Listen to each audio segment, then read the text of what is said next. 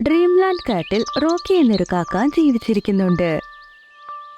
അത് ജീവിതം കാണുന്ന വിധം മറ്റുള്ള പറവകളേക്കാൾ വ്യത്യസ്തമാണ്. വെട്ടികളായ മൃഗങ്ങൾ ദിവസവും മണിക്കൂറുകളോളം കഷ്ടപ്പെട്ട് അവർ ഭക്ഷണം കഴിച്ച് വീട്ടിലേക്ക് കൊണ്ടുവരുന്നു. ഇതാണ് അവരുടെ ജീവിതത്തിൽ നടക്കുന്നത്. എന്നാൽ എൻ്റെ ബുദ്ധി വിമാനമാണ്. അത് കണ്ടു ടീനുക്കുരുവി ഒരു ആപ്പിൾ വളരെ കഷ്ടപ്പെട്ട് എടുത്തുകൊണ്ട് അതിന്റെ കൂട്ടിലേക്ക് വരുന്നത്. ഹേ ടീനു പക്ഷി, നീ ഇന്ന് വരാനെന്താ ഇത്രയും സമയമെടുത്തത്? നീ വരുമെന്ന് ഞാൻ കാത്തിരിക്കുമായിരുന്നു. നീ എന്റെ ഭക്ഷണം മോഷ്ടിക്കാൻ നോക്കുക, അതുകൊണ്ടാണ് എനിക്ക് കാത്തിരിക്കുന്നത്. അയ്യോ, അങ്ങനെയൊന്നുമില്ല. നിങ്ങളുടെ അനിയൻ അന്ന് നിങ്ങളുടെ കൂട്ടിൽ വന്നിരുന്നില്ലേ? അവൻ കരയുമായിരുന്നു. എന്റെ അനിയെ കരഞ്ഞുകൊണ്ട് വന്നോ? നീ എന്തിനാ കരയുന്നെന്ന് ചോദിച്ചില്ലേ? അവൻ എന്തോ പറയാൻ ബുദ്ധിമുട്ടുകയായിരുന്നു. അപ്പോൾ ഞാൻ ചോദിച്ചു, നിങ്ങളുടെ അമ്മയുടെ 2 ചിറകുകളും കട്ടായെന്നവൻ പറഞ്ഞു. അവരിപ്പോൾ മരിക്കുന്ന അവസ്ഥയിലാണത്രേ. നീ എന്താ പറയുന്നേ? എന്റെ അമ്മ ജീവന് വേണ്ടി പോരാടുന്നു. അത് കേട്ടത് ചീനുവിന് ഷോക്ക് അടിച്ച പോലെ തോന്നി.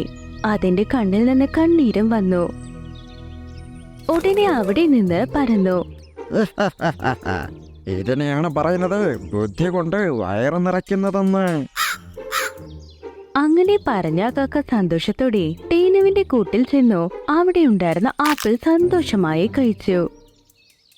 വാവ്, ഇത് അടിപൊളിയാണല്ലോ. കഷ്ടപ്പെട്ട് തേടി തിന്നാൽ എനിക്ക് സന്തോഷം കിട്ടുകയില്ല. അങ്ങനെ അത് പാതി ആപ്പിൾ സന്തോഷമായി കഴിച്ച് ബാക്കി ആപ്പിൾ താഴേക്ക് വലിച്ചെറിഞ്ഞു. നന്നായി കഴിച്ചു. ഇനി കുറച്ച് സമയം നമുക്ക് കളിക്കാം. അങ്ങനെ പറഞ്ഞത് സന്തോഷത്തോടെ പറക്കാൻ തുടങ്ങി. അങ്ങനെ അത് കാട്ടിലുള്ളവരെ പറ്റിച്ചുകൊണ്ട് അതിന്റെ ജീവിതം സന്തോഷമായി ജീവിച്ചു. ആ കാട്ടിൽ കഠിന പ്രയത്നം ചെയ്യുന്ന ഉറുമ്പും ജീവിച്ചുകൊണ്ടിരുന്നു. ആ സമയത്ത് ഒരു മരത്തിന്റെ കൊമ്പിലിരുന്നു കൊണ്ട് കാക്ക ജോലി ചെയ്യുന്ന ഉറുമ്പിനെയാണ് നോക്കി നിന്നത്.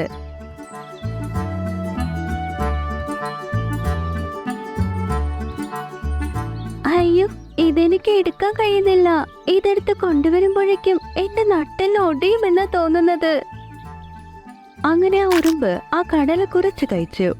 അപ്പൊ അതിന്റെ ഭാരം കുറച്ച് കുറവുണ്ടായി. വീണ്ടും അത് ചുമന്നുകൊണ്ടേ അതിന്റെ വല നോക്കി നടന്നു. ഹേ ചിണ്ടുപ്പങ്ങളെ, നിങ്ങൾ എന്താ ചെയ്യുന്നത്? നിങ്ങൾ വയറ് നിറയെ കഴിച്ചതാണല്ലോ. ബാക്കി വന്ന ധാന്യം എവിടേക്കാ നിങ്ങൾ കൊണ്ടുപോകുന്നത്? ഞാൻ ദിവസവും പകുതി ഭക്ഷണം കഴിക്കും, ബാക്കി പകുതി ഞാൻ എടുത്തു വെക്കും, അതും ഈ ഗുഹയുടെ അകത്ത്. അയ്യോ, അത് മണ്ടത്തരമാണ്. പകുതി കഴിച്ചിട്ട് പകുതി വെക്കുന്നതിൽ ഒരു പ്രയോജനവുമില്ല. ഇത് പൊക്കിക്കൊണ്ട് വീട്ടിൽ കൊണ്ടുവരാൻ എന്തോരം ബുദ്ധിമുട്ടും. കഷ്ടമൊക്കെ ഉണ്ട്, പക്ഷെ ഭാവിക്ക് വേണ്ടി നമ്മൾ കുറച്ചൊക്കെ കഷ്ടപ്പെട്ടല്ലേ പറ്റൂ. നാളെ എന്തെങ്കിലും ഒന്ന് സംഭവിച്ച് എനിക്ക് ഭക്ഷണം തേടി പുറത്തു പോകാൻ പറ്റാതായാലോ? അപ്പൊ ഞാൻ എന്ത് കഴിക്കും? നിങ്ങളുടെ ചിന്താഗതി എല്ലാം തെറ്റാണ്. ഇപ്പോൾ ഇത് ഫ്രഷ് അല്ലേ? പറ്റുന്നത് കഴിച്ചിട്ട് ബാക്കി നീ വലിച്ചെറിയേ. അങ്ങനെ പറഞ്ഞത് അവിടെ നിന്ന് പറന്നു. അങ്ങനെ പല മാസങ്ങളും കഴിഞ്ഞു. മഴക്കാലവും ആരംഭിച്ചു. എത്ര വലിയ കൊടുങ്കാറ്റടിച്ചെന്നോ ആ കാട്ടിൽ എല്ലാ മരങ്ങളും വീഴാൻ തുടങ്ങി. ഒരുപാട് വലുതും ആഴമുള്ള മരങ്ങൾ മാത്രമേ ജീവനോടെ ഉണ്ടായുള്ളൂ. കാക്കി അതിന്റെ കൂട്ടിൽ വിശ്രമിച്ചു കൊണ്ടിരുന്നു. എത്ര നന്നായി കാറ്റ് വീശുന്നു. ഇങ്ങനെ ഇവിടെ തന്നെ കിടന്നുറങ്ങണം. എന്റെ വായിൽ എല്ലാവരും കൊണ്ടുവന്ന് പഴധാന്യങ്ങളിട്ടാൽ എന്ത് നന്നായനെ. പക്ഷെ ആ സമയത്ത് എന്ത് സംഭവിച്ചെന്നോ? കാറ്റിൽ അതിന്റെ കൂടെ താഴേക്ക് വീണു. അതിനുശേഷം കാക്കയും ഡുമ്മിന് താഴെ വീണു. അയ്യോ ദൈവമേ, മഴ വരുന്നല്ലോ, അതും ഇടിയോടൊപ്പം. ഞാനത് ശ്രദ്ധിച്ചില്ലല്ലോ. അത് ശ്രദ്ധിച്ചു വെള്ളത്തിൽ അതിന്റെ കൂടെ ഒഴുകിപ്പോയത് അതിന്റെ മാത്രമല്ല അടുത്തുള്ള കുരുവികളുടെ കൂടെ ഒഴുകി. എന്താ ഇത്? ഇങ്ങനെ ആകുമെന്ന് ഞാൻ ചിന്തിച്ചതേ ഇല്ലല്ലോ. ഇപ്പൊ പെയ്യുന്ന മഴയിൽ അതിന് പറക്കാനും കഴിഞ്ഞില്ല. ആ കാറ്റിന്റെ വേഗത്തിൽ അതിന് മുന്നോട്ട് പറക്കാനേ സാധിച്ചില്ല. അത് പുറകോട്ടേക്ക് പോയിക്കൊണ്ടിരുന്നു. ഇപ്പോൾ ആരോടെങ്കിലും സഹായം അഭ്യർത്ഥിച്ചേ പറ്റൂ. അങ്ങനെ ചിന്തിച്ചത് ടീനക്കുരുവിയുടെ വീട്ടിൽ വന്നു. ഇപ്പൊ അത് അതിന്റെ അനിയന്റെ വീട്ടിലായിരുന്നു. ടീനു പക്ഷി, അയ്യോ ടീനു പക്ഷി. അതിന്റെ ശബ്ദം കേട്ട് പുറത്തു വന്ന് ടീനു വാതിൽ തുറന്നു. ടീനു, നിന്നെ എൻ്റെ വീട്ടിലൊന്ന് കയറ്റാമോ? എൻ്റെ കൂടൊക്കെ പറന്നുപോയി. അതുമല്ലാതെ എനിക്ക് പരക്ക് പറ്റി. ഓഹോ, നീ എനിക്ക് എന്ത് ചെയ്തിട്ടാ ഞാൻ നിനക്ക് കൂട്ടി സ്ഥലം തരേണ്ടത്? എൻ്റെ ആരോഗ്യനില ശരിയല്ല. നീ എന്നെ എന്റെ അമ്മയ്ക്ക് തീരെ സുഖമില്ലെന്ന് പറഞ്ഞുകൊണ്ട് നീ എന്നെ എത്ര കഷ്ടപ്പെടുത്തുന്നറിയോ? ഞാൻ വിശപ്പോടെയാ പറന്നു പോയതും. ഇപ്പൊ നിനക്ക് മനസ്സിലാകും മറ്റുള്ളവരുടെ ഭക്ഷണം മോഷ്ടിച്ച് കഴിക്കാതെ കഷ്ടപ്പെട്ട് ഭക്ഷണം ഉണ്ടാക്കുന്നത് എത്ര കഷ്ടമാണെന്ന്.